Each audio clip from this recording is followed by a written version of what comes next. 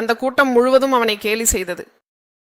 அப்பொழுது இயேசு ஆண்டவர் அவர் ஒரு நம்ப முடியாத விஷயத்தை சொன்னார். ஏற்கனவே மக்கள் அனைவரும் கிளர்ச்சி செய்து கொண்டிருக்கும் அந்த சூழலில் இயேசு ஆண்டவரின் வாயிலிருந்து வந்த அந்த வார்த்தை அவனுக்கு மிகவும் அதிசயமாக இருந்தது. உயிர் தியாகம் செய்யும் அந்த நேரத்தில் அவர் முதலில் கூறியது, தந்தையே, அவர்கள் என்ன செய்கிறார்கள் என்று அவர்களுக்கு தெரியவில்லை, அவர்களை மன்னியுங்கள்.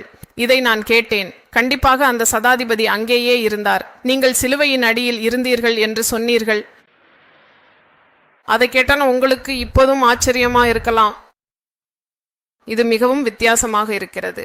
எல்லா மக்கள் அவரை இப்படி திட்டிக் கொண்டிருக்கும் போது அவர் தனது வாயிலிருந்து தந்தையான தேவனை, அதாவது தந்தை தேவனை வேண்டுகிறார். தந்தையை அவர்கள் என்ன செய்தார்கள் என்று தெரியாது, அவர்களை மன்னிக்குமாறு அவர் வேண்டுகிறார்.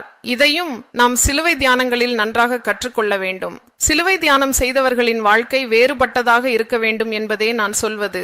அவர்கள் சிறிய இயேசுவாக தெரிந்திருக்க வேண்டும். 40 நாட்கள் ஆன பிறகு இயேசு காணப்படவில்லை என்றால் இந்த முயற்சியெல்லாம் வீணாகிவிடும். இயேசு பிரபு இந்த வார்த்தையை சொன்ன போது மிகவும் ஆச்சரியப்படி இருக்கலாம்.